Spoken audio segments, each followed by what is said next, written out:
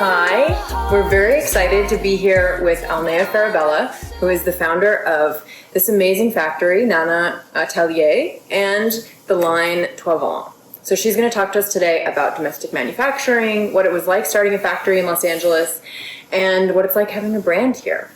So we're huge fans. We're huge fans. We love her pieces. I've been wearing her pieces since I met her in 2015. It's a long time. It is a long time. Yeah. It is a long time. Congratulations. I'm wearing a piece now. Yeah, that's beautiful. So maybe I'll pass it to Betsy. We're going to start just by kind of jumping right into the factory life. Okay, so you started Nana Atelier in 2017 because you witnessed the deaths of ethical manufacturing in LA. You manufactured a lot here. Why do you feel a responsibility to produce clothing ethically, especially in LA? I don't necessarily think that it's just Los Angeles. Just living in different countries, working in different environments, and having comparisons of different work lives, different work environments, that allowed me to kind of formulate more of a desire of what type of environment I wanted to be in. As a maker, I wanted a space that I could be comfortable and feel good to work in. I think the responsibility just came in as I had worked as I'd been teaching for 12 years, and I wanted to do something much better, and I wanted to wear clothes that I knew I felt good. And I knew who made them, and that everybody who was making, the clothes that I was wearing was, being paid livable wage. I think that's important. I wanted to ask you, when you were touring factories looking for a manufacturer for Toit Volant, what was the worst thing you saw, or the thing that surprised you the most to see in Los Angeles? There was so many spaces that I saw that just my heart went dark. There was a lot of spaces that people were working in with no windows, no ventilation, really extremely crowded spaces, and just an environment that I would not want to be in. I think even for 30 minutes, I don't think I could work in that environment. I think that was always a question that I posed myself when I was looking for a manufacturer, was that could I work here myself? Could I be here for 8 hours to 10 hours a day? I think that was really important. But I think the roughest part was when you walk in, you knock on the door, and it's really dark, and I don't even know how you work in it. I did experience where I saw factory workers having to raise their hands to ask permission to go to use the restroom In LA. in Los Angeles. Oh my I think gosh. that was really rough. It's horrible. It's like the machines were going so fast, it's shaking the building because it's piecework, and it's like everyone was going. It's impressive how fast they can go, but you also understand why they're having to go that fast. Yeah. But it's also just mass production of tops and dresses that are just going to break apart in a few days, and I would not want anyone to go through that or even experience it. I know that you have kind of had to figure out the balance between treating people well and charging enough to keep this place going. Do you feel like you're in a good place now with balancing those two things, or how did you get there? How did you make that work? I think that's a difficult question.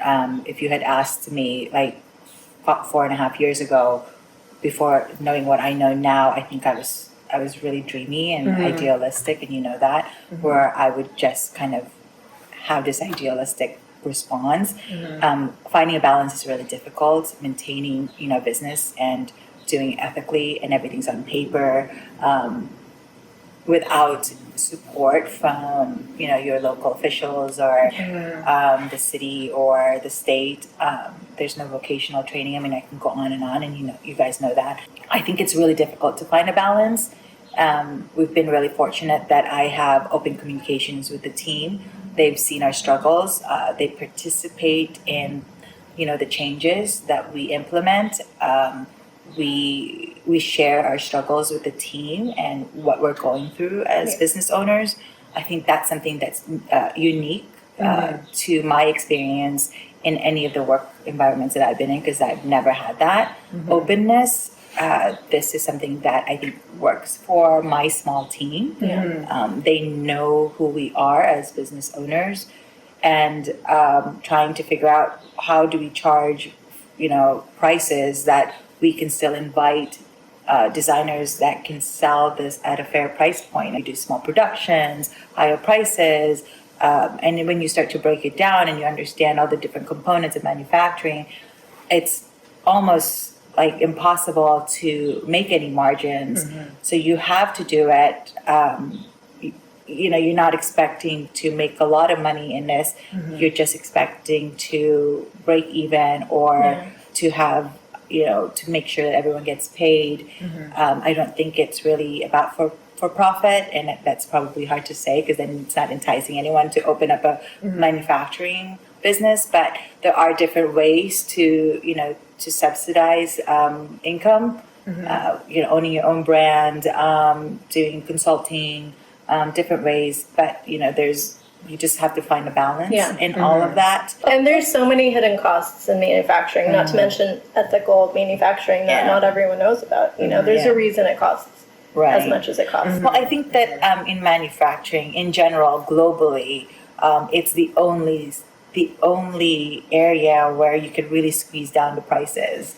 I think it goes into like an economical conversation about this is what labor cost is, this is what manufacturing is, and you should know what you are getting into. But I think that there can be some conversations around that to kind of find some sort of, I don't know if you can find a balance, but to bring it to a level where consumers do understand, to support brands that do it domestically, supporting the businesses around you, rather than it's if you're producing overseas, you've got margins to play with.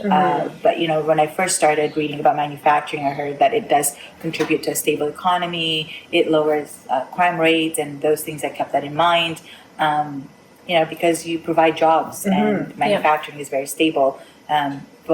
I guess before. And so I think that was really important all through all my research, why it actually convinced me to open this. And just, being able to contribute to lowering the crime rate would be, it's fantastic to do that. I think we can bring back manufacturing to provide jobs for everyone. And it's a good job if you provide a healthy working environment.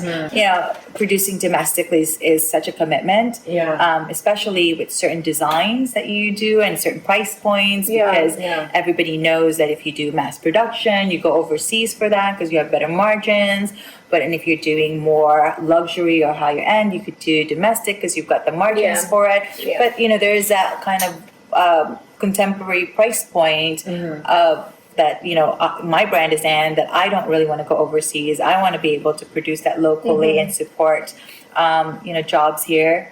And I am on the floor, I'm comfortable to be in my environment. I'm comfortable to be in my setting here. I'm here 10 to 14 hours and I love being here, and I've never felt like that in any jobs. Sometimes I do wish that I have a nice design studio that I'm just sitting there and I don't have threads around me, all over me. But I've always been a maker, and I think that's been important. And I've always been passionate, and since I can remember cutting up, my old denim and making them into skirts. And I didn't think, I'm going to school, so I shouldn't be able to. I shouldn't cut up this skirt. It's just, and everyone matters, and everyone's skills are valuable. That's, they make this industry, So. And it's like you said, you're kind of training this next generation as well. So you're extending their skill set beyond being able to just make more basic items, which is extremely valuable. And I was thinking too, you're really sort of proving the point with Toit Volant that you can have a affordably priced contemporary line that's made in the US.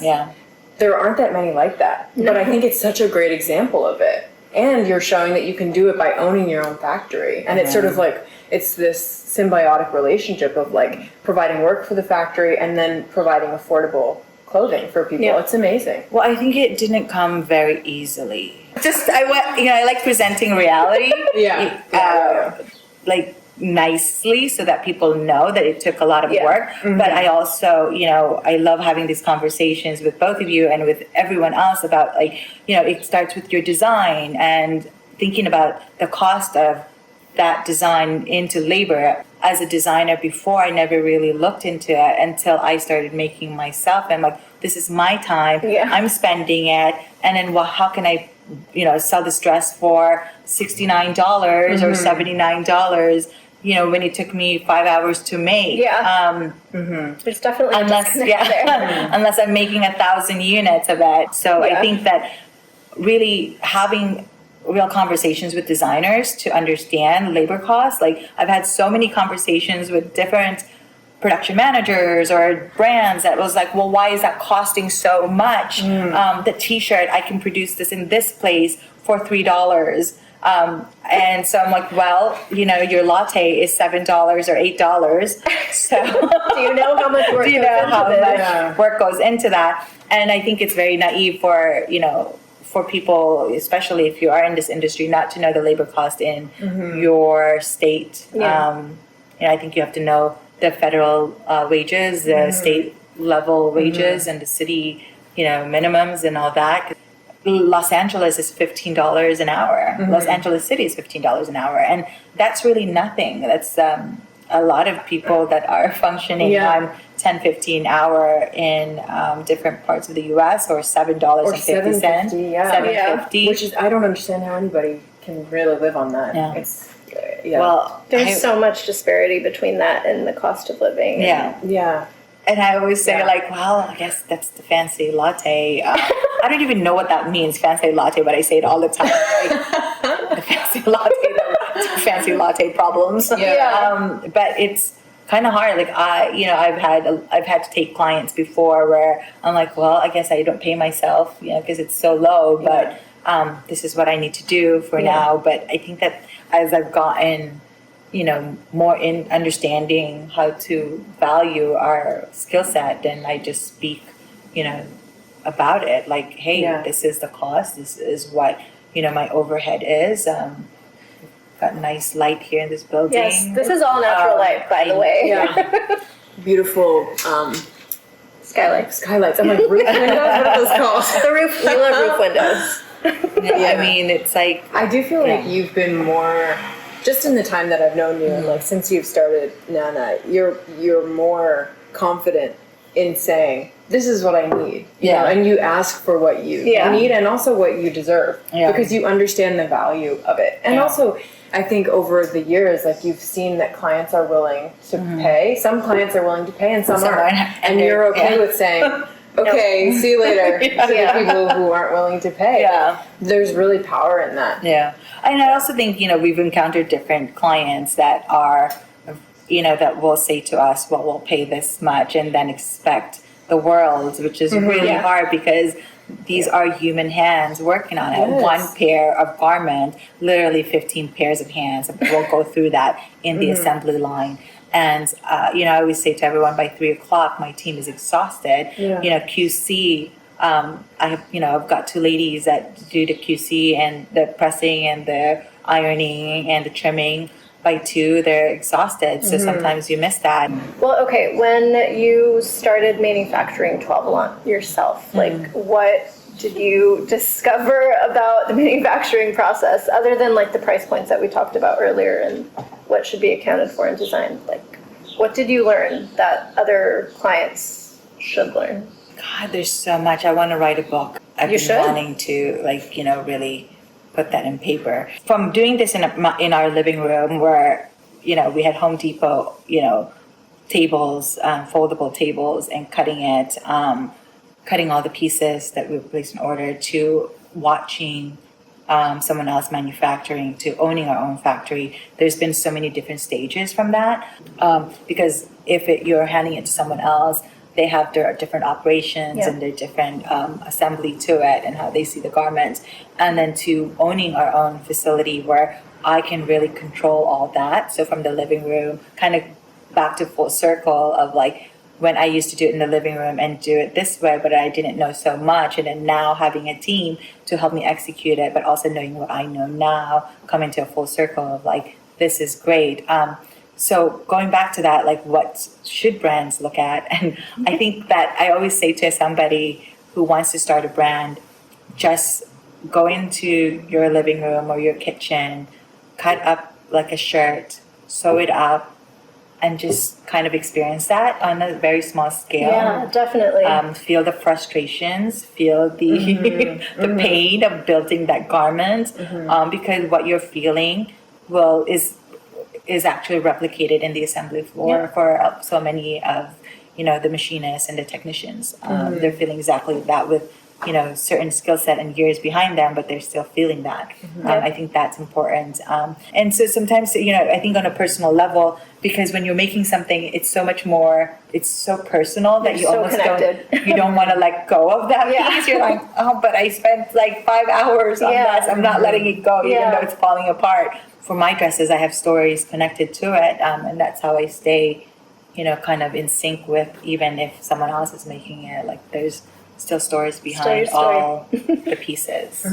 So That's the thing, right? Like when you're saying that you should cut it and make it yourself just to experience that, like it's about empathy, and I feel like that's really lacking in this industry. Yeah. And that's like such a huge part of like the disconnect between like these brands, these clients. Like sometimes designers have never made something on their own, and that's something that's not really well known. Yeah. Like not every designer makes their own things. Not every designer has even touched a sewing machine. Yeah. But empathy is important to I think that's that's fine, but like empathy is kind of needed, because if you're fighting someone for that price point, For the time, it's like impossible to meet some of these deadlines, and like you get crazy deadlines and unreasonable price requests, the deadlines are really hard, because then even if you're in a team or if you're the owner, sometimes you're not flexible on that, which is hard, because you really need to, especially with everything that we've gone through now,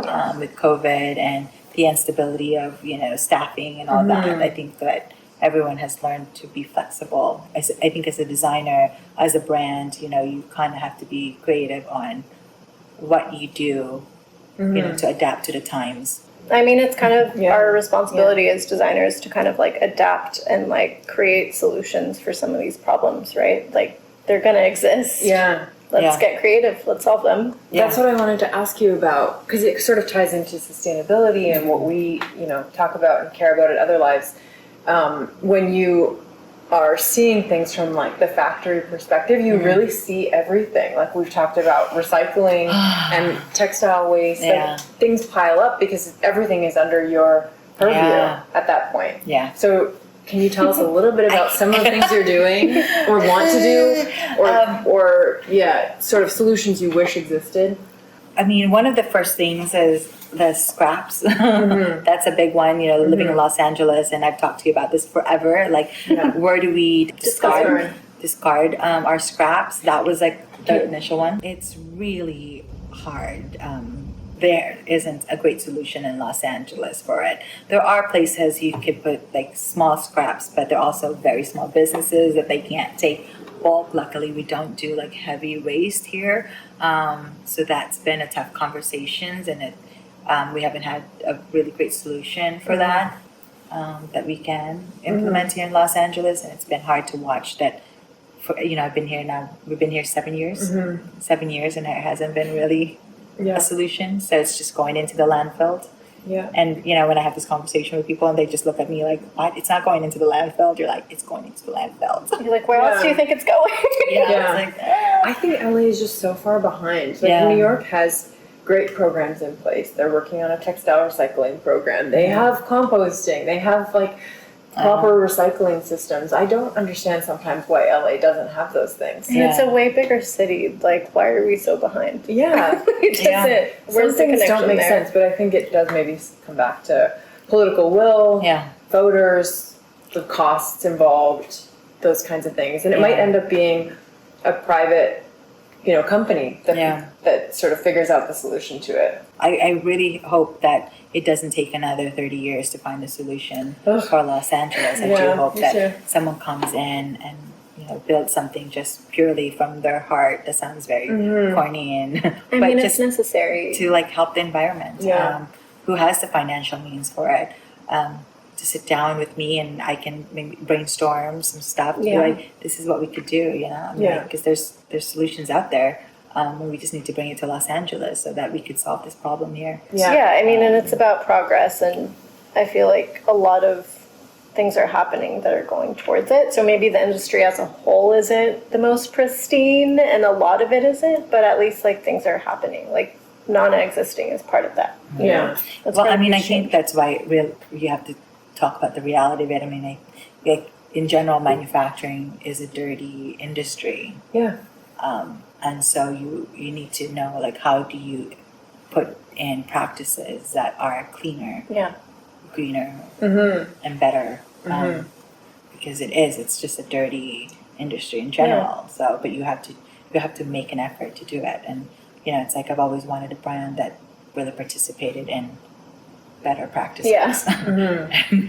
Like we talk about this about overseas and domestic, and those are simple things that designers can really understand. Like, comparing the labor costs for your designs, so that you can execute what you want to execute as a designer in the best possible way. And overseas also, they've got a lot of regulations in place compared to what we have here in Los Angeles.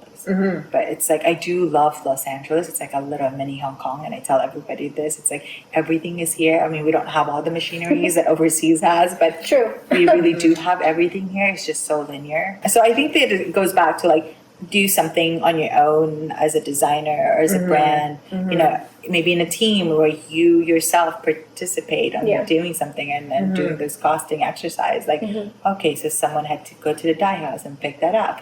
We had to approve it, like, what is all costing us, so that's, All right. Well, thank you so much. We're so grateful that you took this time. Thank you for having me here. Thank you. I appreciate it. We appreciate you and everything you're doing for manufacturing and designers. And we're going to have a little collab with Nana and Alnea to help solve the scrap issue a tiny bit, hopefully. So stay tuned.